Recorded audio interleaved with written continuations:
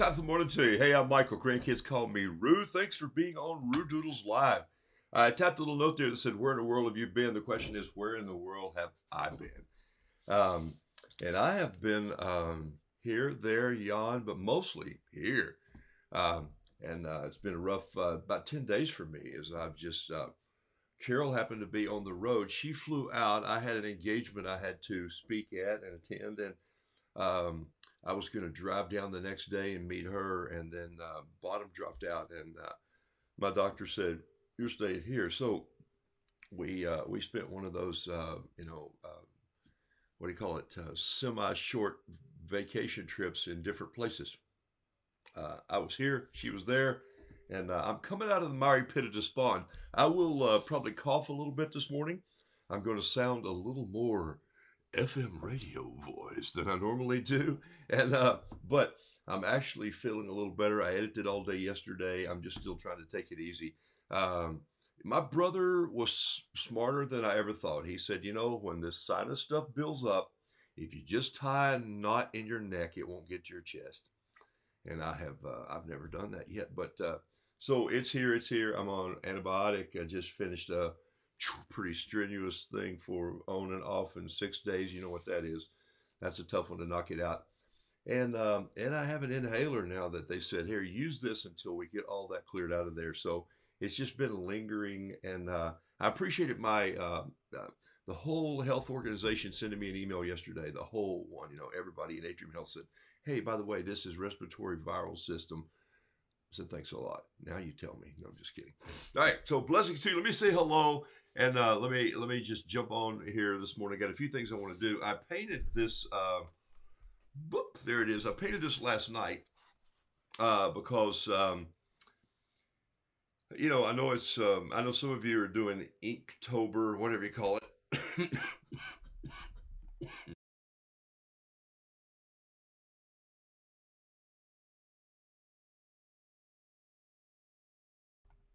Okay, so if I go mute, it's because I'm coughing a little bit. And if I remember Garrison Keeler one time said this. Don't let me forget Inktober. Garrison Keeler said one time that there was this flu bug going around, and he said, "I just felt bad all week, but I really had nothing to show for it." There's sometimes where you just go, "I just want to throw up and have something to show for it." So this is one of those where, boy, do I have something to show for it. Every now and then that cough will just kind of come out of there, and my ribs are bruised from coughing so much, and I'm done playing my violin. So let's paint, and I keep doodling every day. Why? Because I love it, not because I am on some mission to set a goal, not because I'm trying to just really keep numbers of the beads that I do.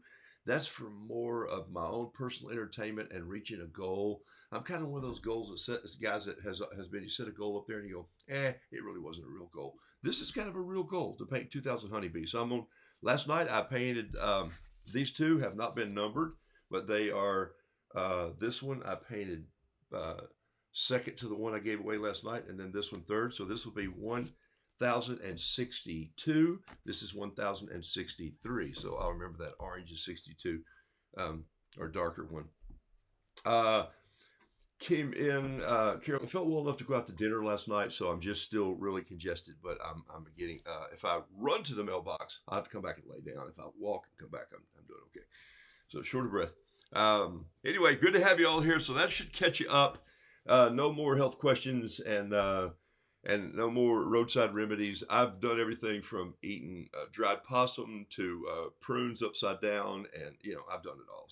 So I went to the doctor. Some of you know this story. I said it the other morning, but I went and said, um, he's a little younger than me, but he remembers Huey Lewis in the news quite often. And I said, "Remember Huey Lewis, right?" And he goes, "Oh yeah, man." I said, "I want a new drug."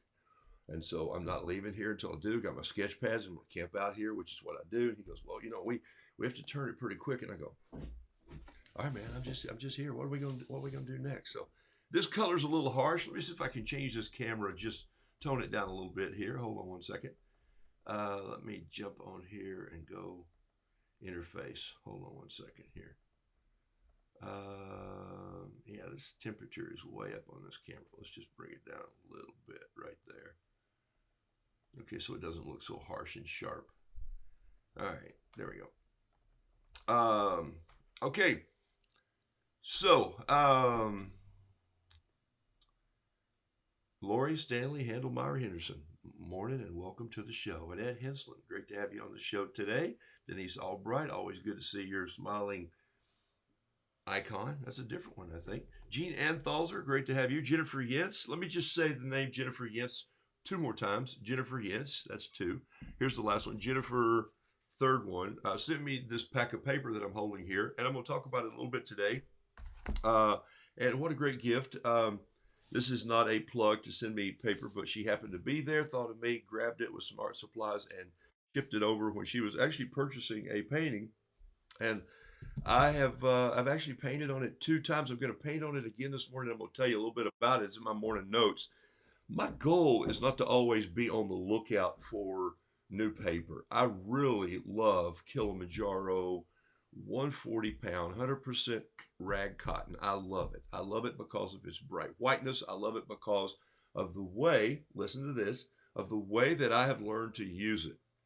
I have in my, it's like you making biscuits. You don't need to go, let's scrape the cup and make sure it's perfect. You just go, that looks like a cup. That looks like a cup. You get it. I know what it looks like when I put the right amount of water on that paper and the right amount of color. I know what that looks like for my style. So I never want to jump down some arrogant trail and say that I know more about art than anybody. I know very, very little about the function of art and art school and the interwoven what's behind this and all that. But I do know a little bit about this paper, and I've also been sampling some paper. Hobby Lobby sent me a stack of papers and asked me to paint on them and see what I liked, because they said, we met you in person back a couple years ago and you kind of just looked us in the face and said, stop, do, yes, no, quit, my opinion. But they went back and noticed that a lot of people had just said, oh, it's good, it's good, it's fine, it's good, it's fine. And you told us what you thought. So they sent me some. So I'm doing a little project on that. So when this Italian paper showed up, and I'll explain that, I did a little bit of a deep dive into it, not on its educational side of what it's all made of, but just painting with it and trying my style on what's my baseline, how much water, how much paint, the style of paint, the style of brush, uh, my spray with water, all that. And I did it. And so I got a comparison that I like, and I'll share that with you. So, Jennifer, thank you for that. You took me down a road. Jason Nichols, good to always have you on the show, my friend. Glad you are here. Getting ready to have a little chillier fall than I am, I'm sure, up in the New York, New Jersey area. June Jones, yep, thank you for your comment there. Maggie, it looks like Carnahan. Thanks from Culpeper. That's a lot of C's. It's like, and there he is, man. Well, Heather Kuhlman, you're on. Thank you from Arlington. And Mark Langston, morning from Innsbruck, Austria. How about that, huh? Wow. I didn't go there and ski with, what was his, Jean-Claude Keely. But I had a friend who skied with Jean-Claude Keely. So there's always a connection somewhere. Yeah, that goes way back to the 70s, probably 76, something like that. Jean-Claude came to Boone, North Carolina to ski one time and skied with a dear friend of mine. They went up on the ski lift together, and Jean-Claude didn't speak a whole lot of English, and my friend didn't speak a whole lot of French, but he looked over and he realized, I'm wearing the same gloves as Jean-Claude. And he goes up a little more and he looks over and he goes, I've got the same helmet as Jean-Claude Keely. And my friend then was skiing for the University of Tennessee ski team and was trying to make it into another, not the Olympics, but into another competition wave level. And he happened to just be chosen at random. You ski with Jean-Claude. And he's going like, oh my gosh. And so he was quick, good skier. My friend was. We'll call him Jimmy because that was his name. And he goes up and he looks down and he realizes, I have the same ski poles as Jean-Claude Keely. Oh my gosh, I have the same skis as Jean-Claude Keely. And so he tells the story, and it's really elaborate. And he used to elaborate it over breakfast. We'd say, tell the story. And he'd go into it. And then he said, when they got off of the ski lift and made the turn and started down the hill, that's the last he saw of Jean-Claude Keely. And he's going like, whoa, you know, my old line where I used to race with my buddy on a motorcycle, and he'd be waiting there for me and saying, Look behind you, see if you're dragging a tree. That's the kind of the way it was. So, welcome from Innsbruck. Jonathan and Tracy Jones, thanks for being on this morning. Appreciate it. Laura Abbott, Mickey Hupp, Alice Durham, Laura Logan. Laura, appreciate all your email help on some things, but I've got a new drug. Pat Lightbody, Mark Langston. Oh, there you are again. Linda Schleitney, Donacille Barton, the Rube Goldberg painter friend I have online. Tamberly Marie, Sue Kane from across the pond, also South Australia. Question: Inktober? Is it Inktober? Is that question? What is that question? Ask me about that because is it Inktober? I'm going to say something about that because you. Oh yeah, that's you're telling me that don't get lost on that. Some of you do Inktober. I don't really know what it is. I know it was posted, and I think Denise and some friends on Roost Crew posted that. But about last May, I painted this lobster that I really liked, and he was diving. Part of it was on the page, more so than the one I painted last night. And I looked over on my wall here, and I found my picture. Here it is, right here, which is in Lake James, which is only 90 minutes from me on the way to Asheville. Beautiful lake there. It's where I worked with Larry DeWay and Sony Pictures. Spent 10 days with these guys setting up the shots to reshoot the submarine going up the river. Some of you know this story. And it was the Hunt for Red October. And I put "the" in there just because, well, that's what we do. We change captions. Hunt for the Red Lobtober. And so that was and I was holding out to post this in October. So, but I have this hanging up here, and it reminds me quite often of what it was like to be on a film crew of a very, very large movie. We worked on lots of small movies, and worked on some big movies too, but that was one of the big ones. Last of the Mohegans and Hunt for Red October, and just some great movies that had come through the Asheville, North Carolina area back in those days. So that was always fun. So Inktober, I don't really know what it is, except that I assume you're asking people to paint ink, and it clicked with me today. I should have researched that. But I'm going to do some ink on this new Italian paper that fourth time Jennifer loaned to me. Heather Falbert, thanks for being on the show. Deborah Spangler, Elaine Barnett, and Andy McBean. That's all I got on so far, so let's just plow through. And let's get started here. I'm going to put on some music, and then I'm just going to roll into this. And by the way, this has been on an auction. It's ending right now, or it just ended somewhere there. And I was cleaning it up a little bit, and it's on 300-pound paper. So I'm going to paint something on 300-pound paper. What I love about it, what I don't, and this is Kilimanjaro, but it's 300-pound, not 140-pound. By the way, if you think you've used a lot of water, wait until you use this page. And also the paint will seep in and go a little deeper down in this paper, so it may not seem as bright. So that's what's led me to 140. A bright white. I love the splash of my style. All right. But I'm also going to paint with a little bit of ink. And I've got a little painting that I want to give away today. I usually give away a painting the first of the month, and that's when my illness hit. And I just sort of shut down and said, I don't even need to be hanging around a microphone. It's not very contagious to these cameras. But when you feel like death eating a moon pie, you back off a little bit. All right, so here we go. So here's what I want to do, and also, and I know something I do know is sketching daily through art or ink, and I do that anyway. I use a fountain pen or an ink pen or even a dip pen every day somehow, some way here at this desk on something. So here's my last little prompt before I go paint something and on this paper and start just rambling around it a little bit. If you have a question today, because I'm going to take some questions. I haven't been on in 2 weeks, so you may want to know what's this or what's that, or why are you doing that, or why did you do this, or what are you going to do in the fall, or what are you thinking about the winter? I've got some ideas on that. If you want, just throw out some questions. Keep them short, simple, but I don't care what they're about. I'll generally fill just about everything. So let me tell you about this paper. There are 3 papers that I use all the time. You know this one if you've ever been on this show, which all of you probably have already. This is Kilimanjaro, Cheap Joe's. It's the original bright white paint book. And do not be fooled by these numbers that are right up here, people. Okay, my friend Chip Furr was fooled for a long time. Instead of 140 pound, he just picked up the 300 pound. In fact, this is it. So I traded out with him the other day. This one doesn't have a cover on it. And this is the 300 pound. And it is some serious heavy duty paper. And the reason I don't use it is because I'm not strong enough to pull it off the ring anymore. So this is 300 pound. This is 140 pound. Okay.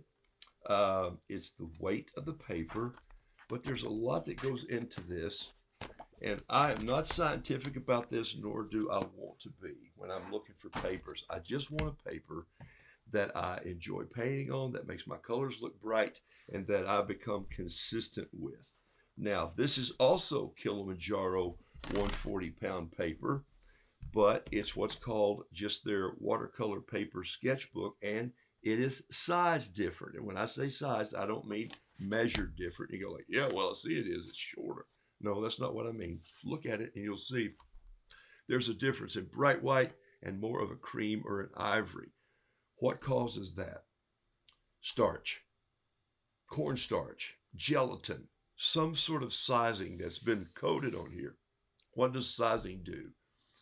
This is 100% rag cotton paper. This is cotton paper, but this one has been sized so that it does not allow the colors to seep in as fast. So they stay floating on the surface a little longer. Some will say they give you more time to work papers around. So if you're having a hard time moving your watercolor around and making it loose, maybe you want a paper that's sized a little more. I've learned to add water and make it work on here. This one, the 300 pound, will really soak up some water. So I'm just going to chop a couple here and do a couple little demos for you this morning on this paper, because folks forget that they go, well, I bought this paper and it was on sale and my paint looks terrible. And you go like, I bet I know why. You have changed your baseline. And you go like, wait a minute, you're loose. You just make art. Yes, sometimes I just paint on tablecloths at restaurants. Sometimes I paint on napkins. Sometimes I paint on cardboard boxes. My point is, you can do whatever you want. But if you're looking for a style, a consistency, then you probably have to limit the baseline somewhere. If you love Daniel Smith paints, or if you love Holbein paints, or if you love Winsor Newton paints, if you love Cheap Joe's American Journey paints, get with something and stay with something for a season. You know, because if you keep cherry picking all the time and keep saying, oh, you know, I have about 5 pens, but the majority of them are black ink pens, medium to fine point. And even the fine point is not that fine for me. I have a pen here that's called a Winsor Newton. I think it's a 1 millimeter pen, and I use it. I think I've used it twice since I've had it in the year. But every now and then, if I want a little tick, I'll just reach and grab it. So, but the majority of my work is done with bolder strokes, more whimsical. That's about style. All right. Okay. Let's keep moving. Chris Young, hello. Sammy Olser, Kathy Taylor, welcome to the show. Lauren Pedisori, thank you for being on the show. To all my fellow creative Canadians, eh? Okay. Tizzy Chambers, if I missed you, I'm so sorry. Good morning to you. All right. Here we go. Hey, every now and then, if you've just got a personal question or something that you want to ask, or ask me a personal question, throw it up there. I'll try to answer it and give you the best I can. But let's get into this paper thing just a little bit here. So I just went down through that. Let me show you. I mentioned the three, 140 pound, 300 pound, and 140 pound with the heavier sizing. I'm going to paint on those and I'll explain it again. And then I'm going to give one of these paintings away just as my first of the month giveaway this morning. This is the, I love 8x8 paper. You guys know that. I usually get a fluid paper. I usually get fluid 100, which is 100% cotton. Now this is hot press finish. This is a Chris Whitaker paper. She loves it. She loves to paint on it. It's a beautiful paper, but if you're not used to painting on hot press, man, it's just water's just gonna take off. But I love this size. This is a great size for me to do a rooster on. I love what this ink on this paper as well. They also make a 140 pound cold press. All right. So here's the paper right here. It's made in Italy. It's cotton. It's 100% cotton. It has been sized a little bit, but it's mold made, which like most papers are today. But here's what I like. Sometimes, as in uh, Fabriano papers, where I feel like their mold is so strenuous that it repeats the pattern, it bothers me. This is very avant-garde to me, and I like it. Here's bright white versus the paper. You can see there's a little hue difference, and then here's the other one, so you can see there's a difference in all three papers. Okay, this is a natural white.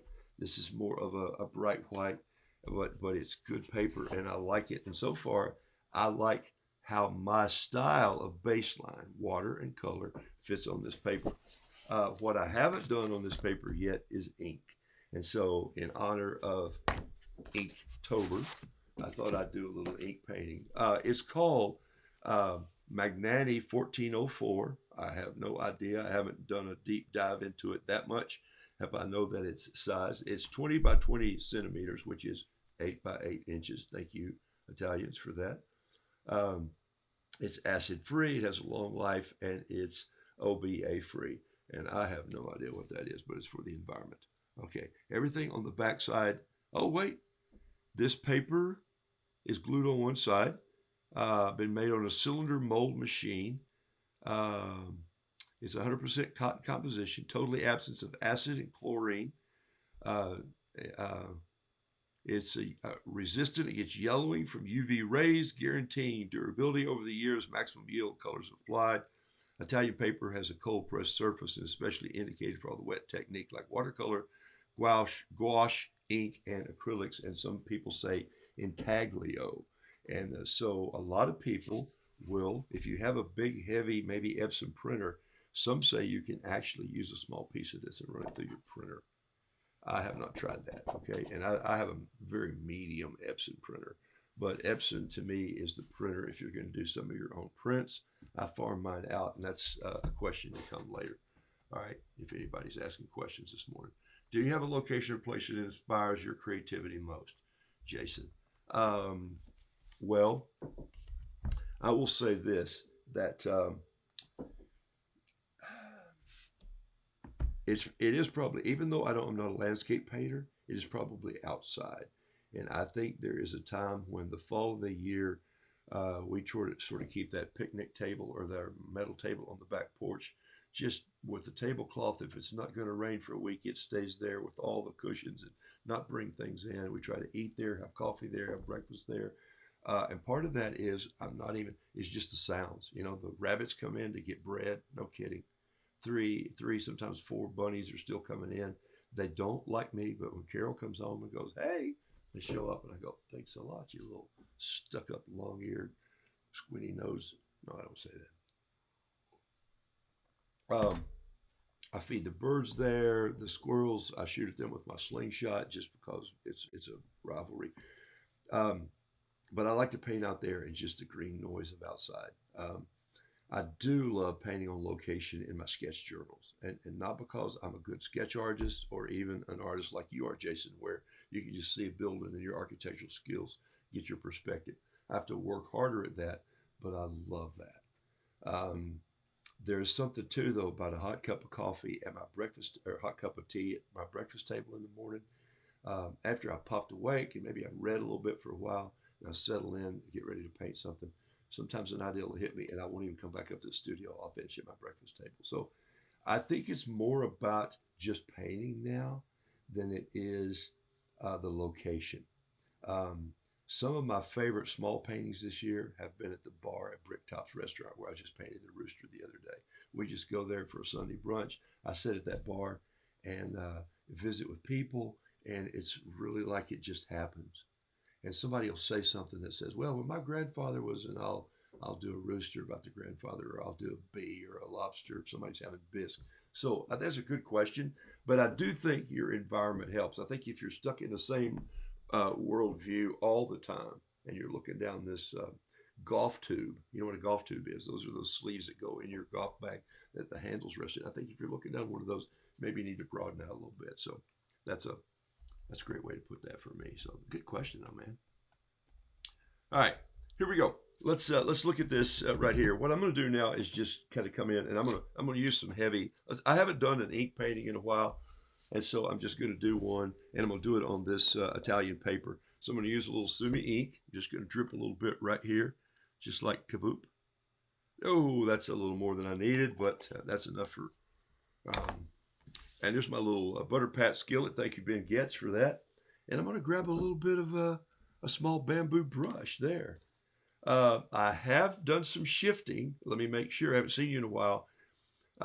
What have I painted with for the last 10 or 12 years? And I still do. American Journey, interlock nylon. I love it for my style. It works. It's a great way to throw paint. It's a great way to splash paint.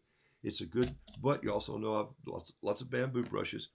I invested in some synthetic uh, pseudo sable brushes without going into the high dollar sables in my style of work. I don't still feel like I need it, but these pseudos have a real feeling of hair, and I really love them. And I like the way they feel. I like the way they. I like the way they. I'm gonna throw in a cough lozenge. I like the way they carry water, and I like the way the smoothness goes over the paper. I use them with ink. I use them with paint, and it seems to work pretty well. Okay, so here we go.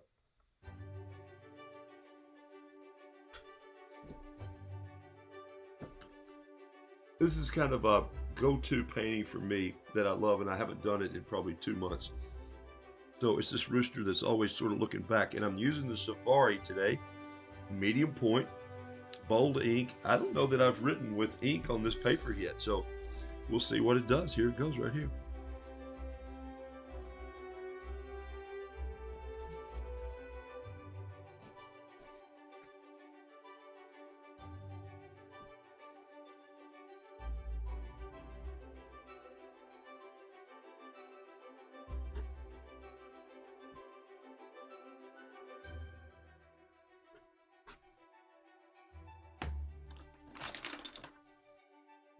Well, it's a brand new 7-pin tail. I'm gonna grab that, clean the little wax off the end, and just use this as my earth pin down here. Do a little cross hatch.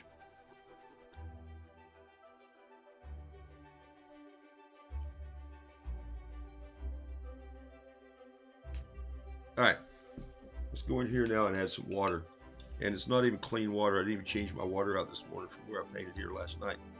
Throw a little bit of water on here like so.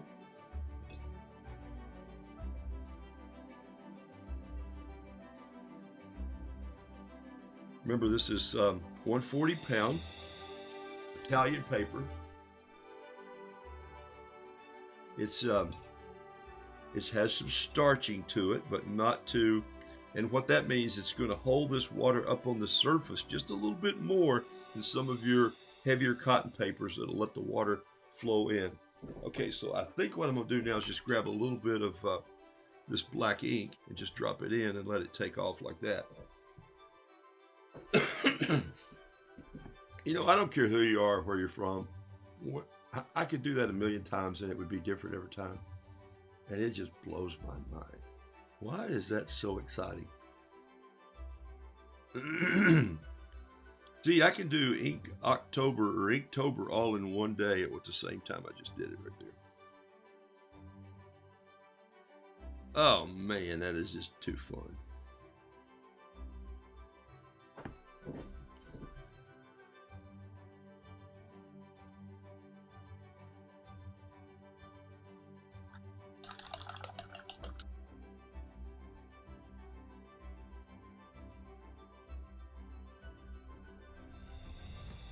Explosion of color, Heather says. And yeah, the randomness is just so dang fun. It really is. I finally got a Lamy pen. Oh, it came with blue ink. Okay, yeah, don't blue unless you're just feeling blue, or if you wanted to go to Vegas to see Elvis. Um, all right, let's grab a little bit of mixed paint here. I'm going to grab a little bit of this gamboge and put it in this extra pan that I hold here, and then a little bit of Joe's Red. Just put that down in there. Create a little bit of orange. You're gonna like, you have orange, but I like to bring a little bit of French gray in there. I just think French gray is that's a little too much, but I think that French gray look is really a good look for my rooster's legs when I get the right amount mixed in. Wow, can you tell? I'm out of practice, folks. There we go. That's what I'm looking for right there. Yeah, that's the kind of color I was after. Just a little offbeat yellow that this doesn't look right. It looks like it's been in a little farm mud. It's pulling in that black ink from the Lamy. By the way, the don't put other inks in your Lamy pens. Just go ahead and buy the Lamy ink. It's a good ink and it's great for watercolor. Um, and if you want to know what ink I used today, I did use the Sumi ink, and this is you can get this from Cheap Joe's. It's this is the Yasutoma brand. I think it's richer and darker than the Higgins ink. Um, and that's nothing against the Higgins family. I never met them actually, but I do think it's a little better ink for me to use in my style. I'm gonna turn this rooster upside down here, just like so, and I'm gonna come in and just I'm gonna go ahead and make his head red and his comb red here, and then I'm going to hit the black of that ink with a little damp brush and let it roll inside this line as well, keeping that theme. Now watch, I'm going to hit this ink right here, and it should just kind of roll right in there a little bit. There it goes. It's coming right in. If you can see it, right at the end of my brush handle. Let's see if I can come in on that just a little bit for you here. Let me see if I can focus this. Hold it. Oh, yeah, he did it. Okay, I just touched it here on purpose. And the black is walking slowly in, but the red is flowing back out too. So I'm going to get this great little undulation of fumato, of the mushroom effect of colors in there. And honestly, you got to love that. It just works for me for some reason. And even where I touched it here with this damp brush, take a look at what's happening. The red and the black are beginning to do the same thing here. And that's a style that I like. I don't know. If you don't like it, then don't do it. Paint a color, let it dry, and keep going. But I love what happens when you do this. Now, I'm cleaning my brush out almost all the way. You hear that noisy sound. And here's what's happening. I'm just grabbing some of this grayer ink here that's already been watered down some, and I want to come right in here and just touch some of this with that gray ink. I don't want the black. I want a little bit of space between here. There's a little bit of red that just popped out of there. That's fine. I don't care if it pops on down in here a little bit. Just let some of that red go down in there like so. That is just such a cool look. Okay, and I painted that upside down, so now I'm going to turn it back, and I got this great looking head on that rooster. Look at that. And I'm going to put a little red right here. I'm going to come in with an eye, and I'm going to do that with the 07, I think. And I got to reach around and just put in my little eye right there. Just a little boop, horseshoe eye over, I mean, not even a full horseshoe, over a little spot. And I'm going to grab some gambos, just really bright, and I'm going to come down and just barely touch. And why did I wait and do the beak last? I'm going to tell you. Remember I said this paper has some sizing on it, okay?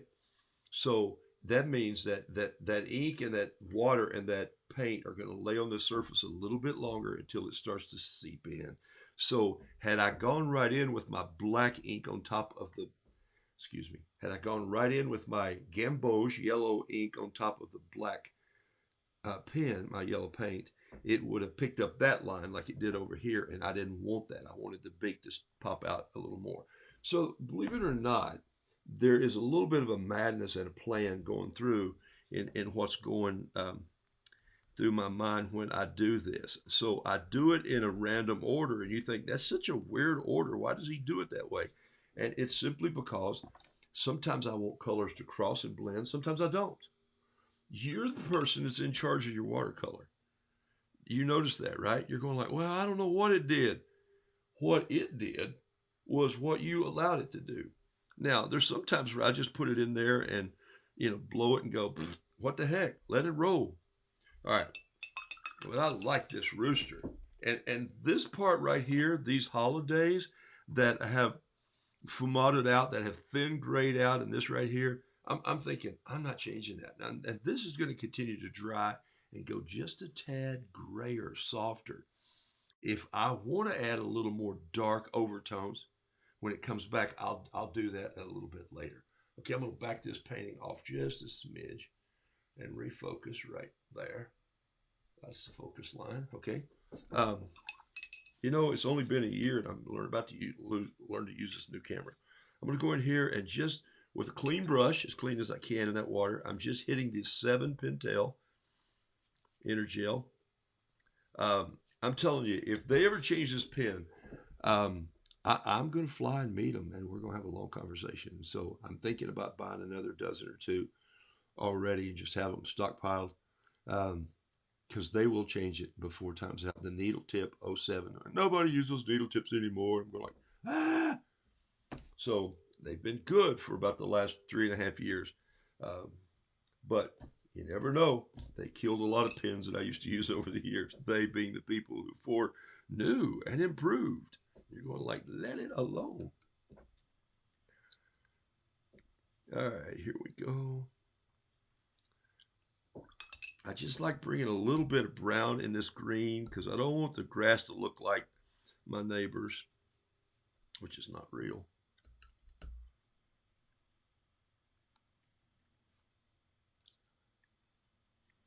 Okay.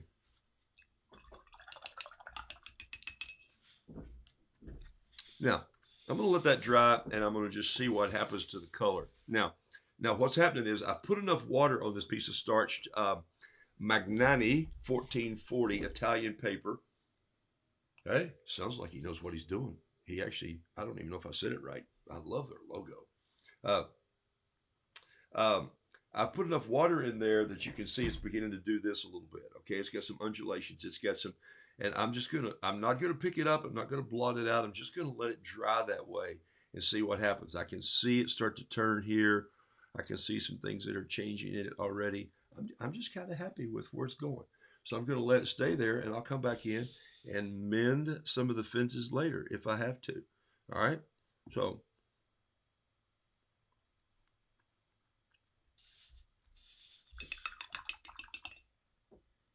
all right.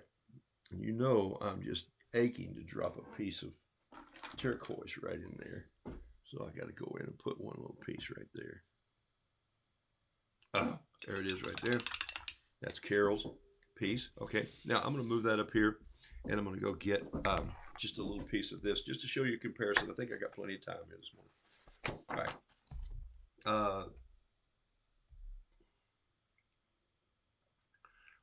Heather, I appreciate that comment, but I don't do Halloween, so there you go.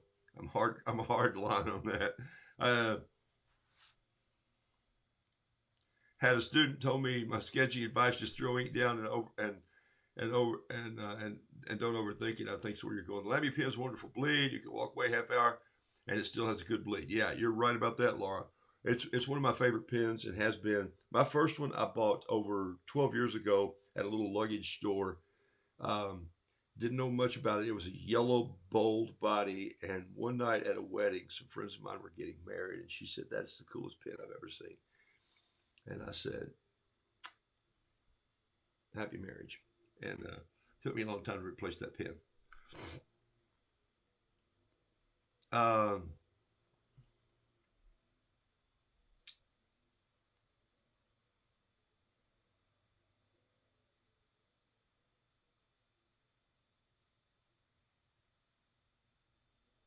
okay, not sure what that comment is, but I was looking to see if I missed something, and I don't think I did.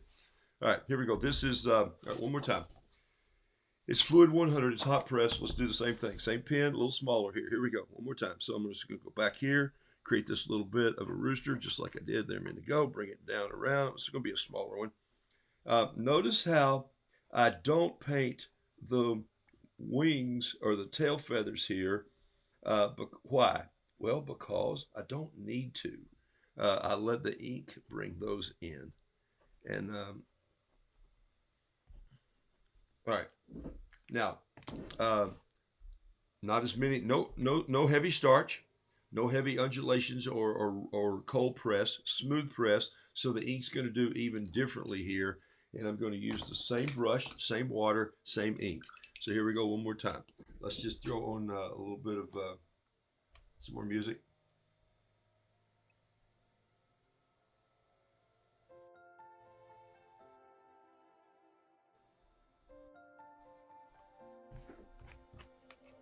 All right, a little bit of water, drag it up here. You can see the dirty water. That's kind of a nice thing, just so you can kind of see where it's adding it to the page here today. That's kind of nice. All right.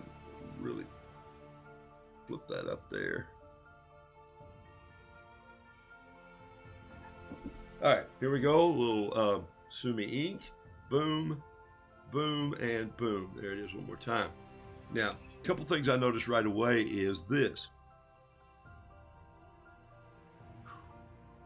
One, how cool it is, how different it is already than the other one. The amount of water you put on, the amount of ink you throw at it.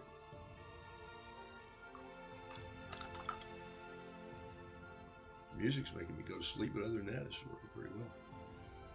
Okay, go in and grab a little bit of this Joe's Red. Come back in. I'm reaching way across my painting here just to get this in, and I'm not even steadying my hand. Don't need to, because if it runs out, I'm going to do the same thing I did with the other one, and that's going to come in here like this. And then in just a second, I'm just going to touch some of that black and go right there with it, and just let it roll together. All right. That's pretty cool.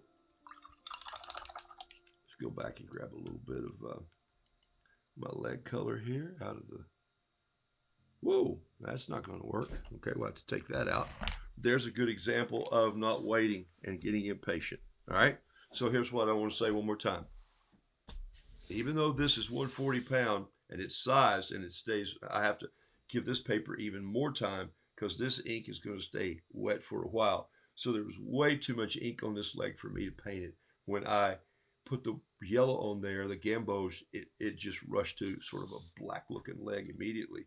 So in that case, I have to be very careful with this. Might even change brushes and go to a smaller brush, not as rambunctious as my same here. It's still picking up a little too much of the ink. Probably will do it here if I'm not careful. But because I'm painting on a painting show, who's careful? No, I'm not.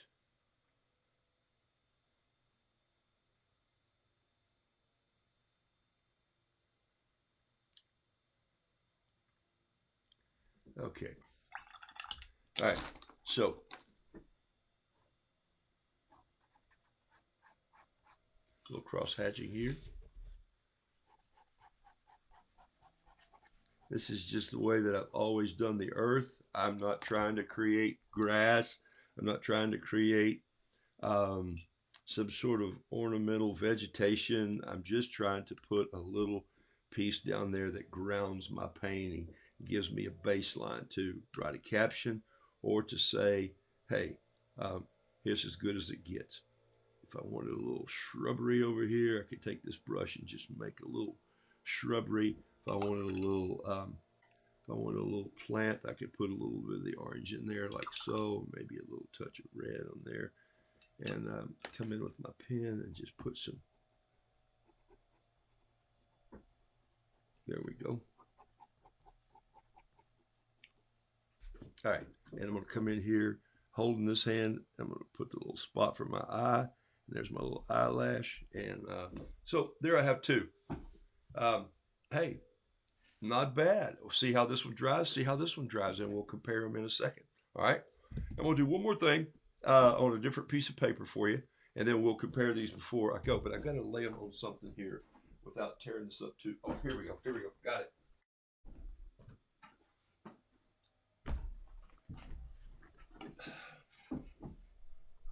This board is actually for my fly tying board, but it'll be fine if I get a little watercolor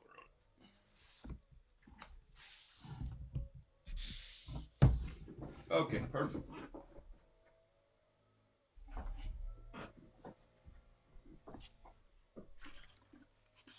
Okay, Kilimanjaro, 140 pound, Kilimanjaro, 300 pound, Kilimanjaro, 140 pound, but natural white with a lot of sizing.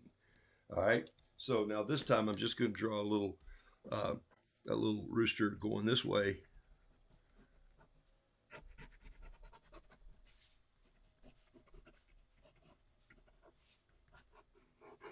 Just a short little guy here.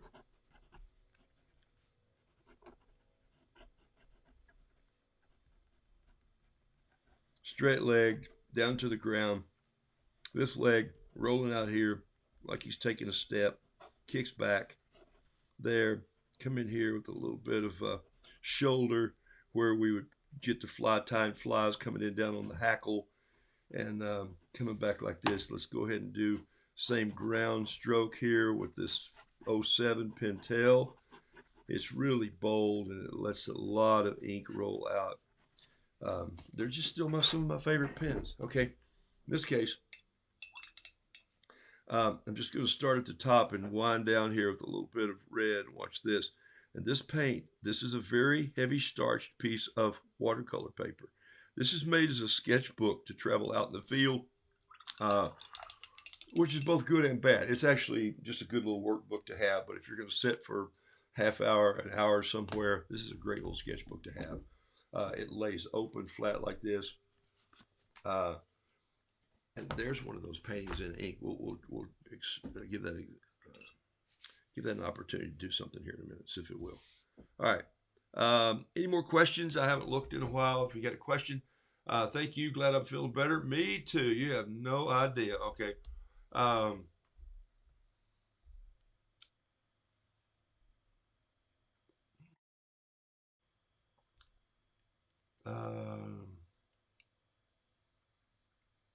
Chris says, I'd like to try that paper. Chris, I do think you'd like that paper.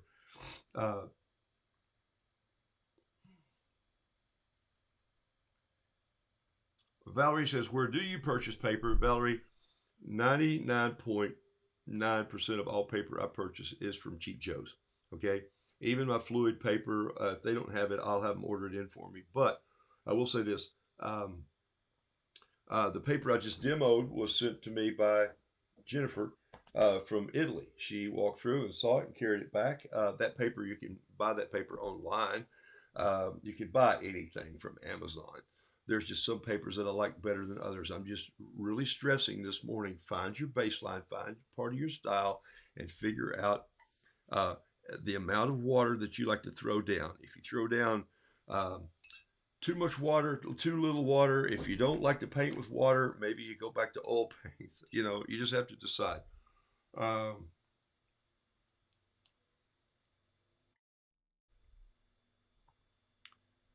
Let's see.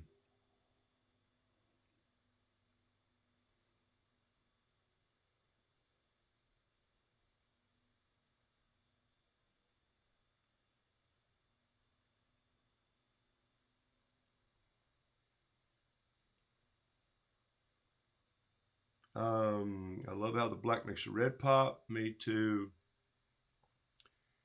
Yeah, and what's the number of the last rooster you painted? Yeah, it's way up there. It's a lot more than 2,000 bees. I'll tell you that. That's a great question. Um,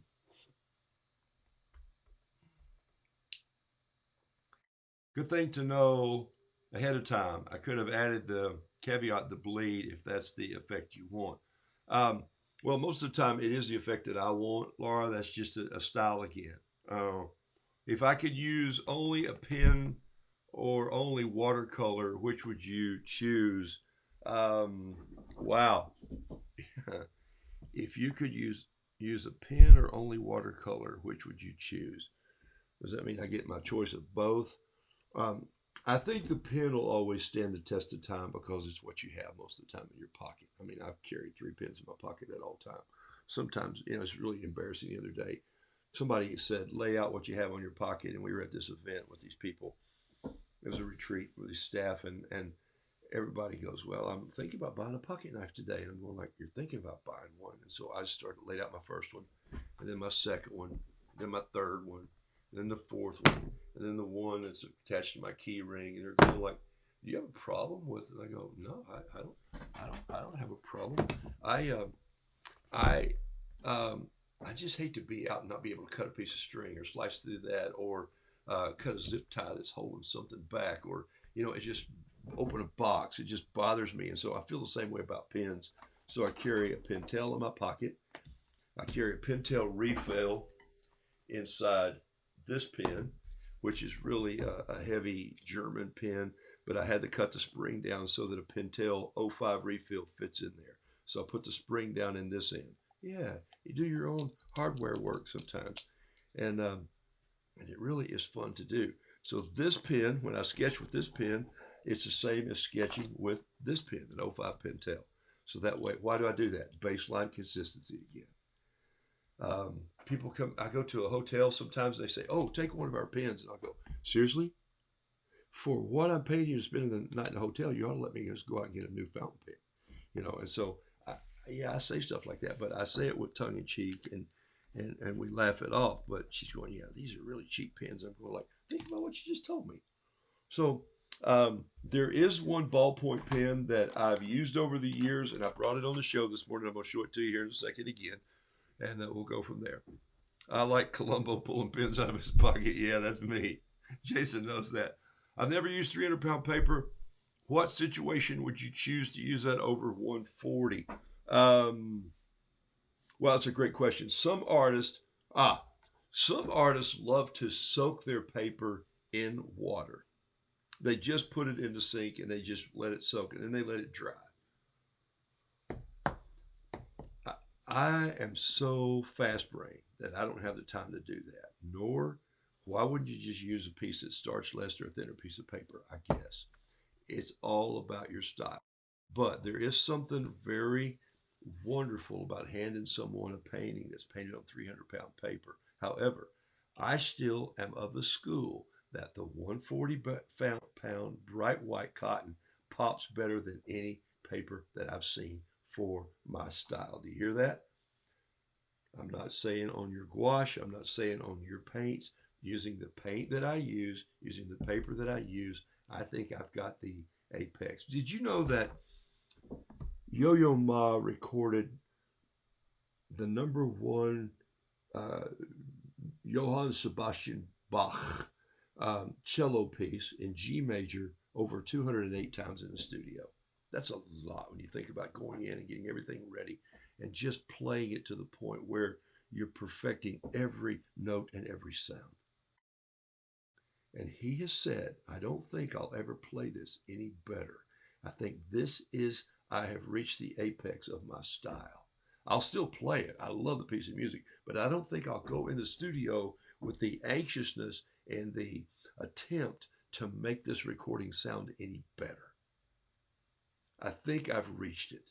And I love that sometimes. Now, will your watercolors get better? Sometimes. Sometimes they get worse. Sometimes I still throw them down the bunny trail.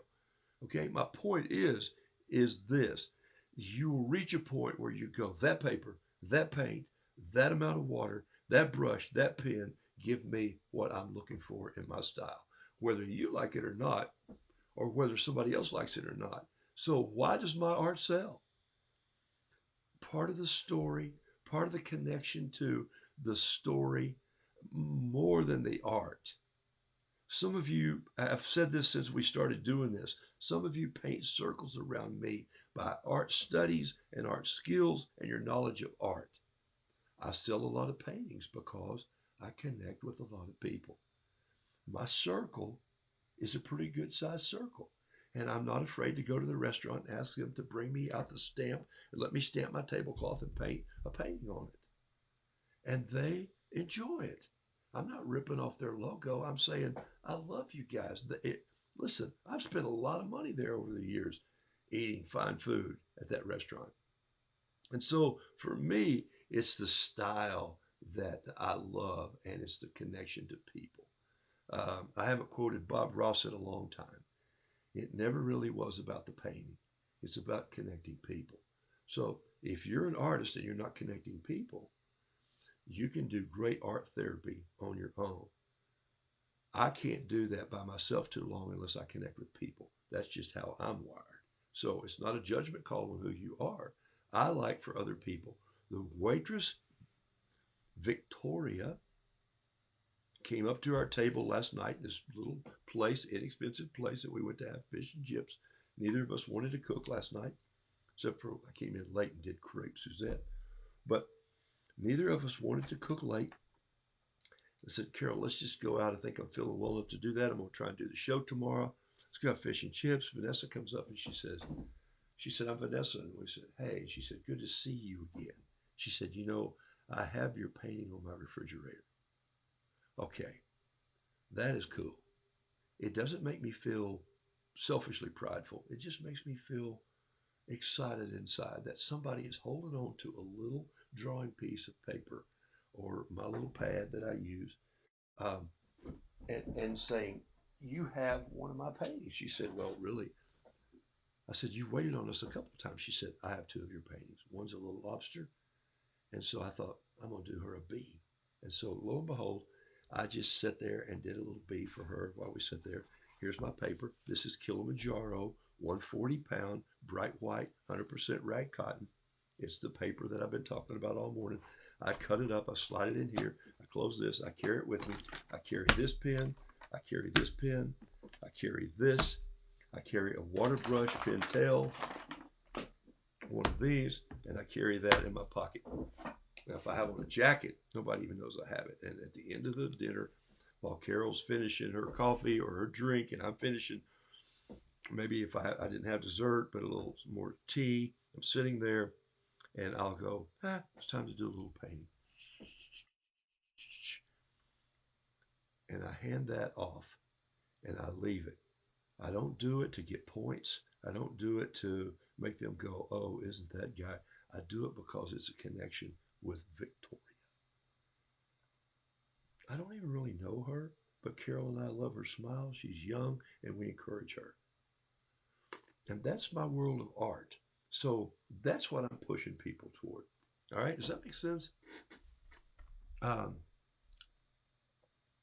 so Becky said, paint what makes your heart happy. Well, I'll tell you one thing. Um, it makes me happy when people grab your art. Hey, I got 2 minutes to go here. Let me see if I can finish this lovely little painting here with just a little bit of color. And this is on that. I'm just going to throw in my regular colors here and just let this rooster go downtown, so to speak. Look at this. I'm just going to throw this in. Now, what's happening is the reason that I waited along, there was a perfect stall there, if you didn't notice. Here's the stall. The stall is this. This ink is still loose on this page, okay? And it was over 12 minutes ago. It is still breaking loose and running, and that's what Laura was talking about a while ago. And I want it to bleed. It doesn't bother me at all that it bleeds. As a matter of fact, I want that loose look to create that softness and the breakdown of the line. I'm not trying to make a colored book here. I'm just trying to, I'm going to put some black in there with a little highlights and pull that back in. I'm going to throw a little bit of green in there, just right in here, just to bring a little bit of those green feathers that my old roosters on my Rhode Island Reds used to have. A little bit of turquoise underneath right here. I'm going to grab some French gray, grab that, and just sweep it back like this. I'm just letting that brush hit, and I'm trying to leave as much little holidays in there as I can. I'm going to grab some of this, come in with a little bit of, whoa, that's way too orange. Come in with a little bit of this. Yellow. Look at the black being picked up right there. Did you see that? It just jumped out of there. And this has been painted for quite a while. A little overflow there. I'm going to grab it and just dab it. By the way, on starched paper, you can erase it pretty well. Ooh, let me remind you. There's not a lot of starch in this paper. This is that Magnani 1440. It doesn't have a good lift off. So what I mean by that is if you put paint there, you're probably going to keep it there because it'll go in pretty faster than your hot press for sure. So Chris, keep that in mind. If you put something there and you want to go, ooh, let me soften that and bring it up, you're going to be stuck with it just for a little bit. All right. Look what's happened here where this is still beginning to run on this paper that has a lot more starch in it. So if you want something fun to read on a winter's day, read about starching papers. And if you want to go down the hole and start your own papers, you certainly can. Not me. I don't want to make my paper. I don't want to starch my paper. I don't want to. I just want to cut the paper and paint on the paper. And I love my paints that come in tubes, and I put them in my little cast iron lodge skillet and wet them down. Did I just drop that right there? Where did that come from? That's pretty funny. Okay. I was going to give that away too. Son of a gun. Might have to turn it into something. All right, let me finish this and then I'll leave you here. And here's just this little doodle that I do to create my grass. A little bit of two different greens. I've got a sap green and I've got a spring green, and I just throw them in there a little bit. Then I'll grab myself a little bit of brown, uh, what I would call ugly brown. I don't really know my browns. Um, I don't wear brown shirts. I do have one pair of brown pants. So brown is not my color. All right.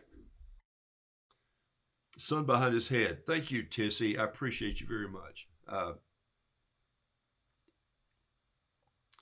right. I have a special place in my art room for kids' paintings. Love seeing those future artists. See, that's brilliant, and that's who you're pouring into.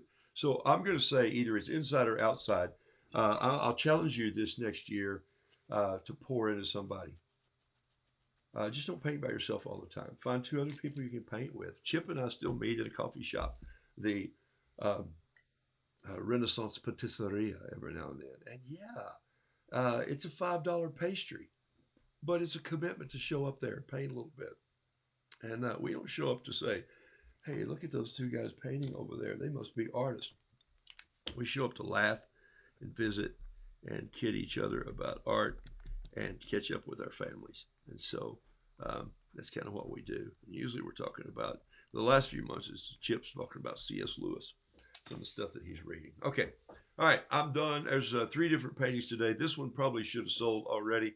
And this one I'm going to give away. And he's going to be my Inktober, because he's still got ink all over him. And I'm going to doctor him up a little bit, let him dry. Let me show you those last two. Hold with me for one more minute. Um, I want to show you. I want to show you how that ink dried out. So here's the first one I did. See, that is a cool looking roux right there. Okay, I don't know how it gets any easier than this, and I don't think I'm going to touch it. I'm just going to let it alone. Write a caption on it, and this is the second one. Okay, now notice what you've got. A lot more washout here, or what I'd call fumata, a lot more mushroom effect, even more than this one, where that hot pressed paper let that mingle a little longer before it dried. Where here on the Italian paper, it seeped in just a little quicker. Now, if I'd have done this same thing on a piece of 140, which I didn't, I changed the colors here, you would see less of this. Some of you do not like the hard lines, some of you do. What is it about? It's about what you like. Don't put art out you don't like. Put art out you love, and people will start to find you. I'm working on some new ideas for the fall of just me personally and how I'm going to express my art out there. Not changing my style. Too much time on style. Um, oh, okay. All right. Here we go. I'm going to be out of here like a herd of turtles. I think I'm done. Gotta go get some more pins to pull out of my pocket, like Jason says for Columbo. Um, do you when you create? All right, we'll take that comment home. Thank you, Rue. Wishing someone a great weekend. It's 12:30 a.m. Sunday morning here, and I'm off to bed. Sue Kane, sleep well, my friend. And this week, I love to see your teacup show up. Keep inspiring us, will you, from across the pond?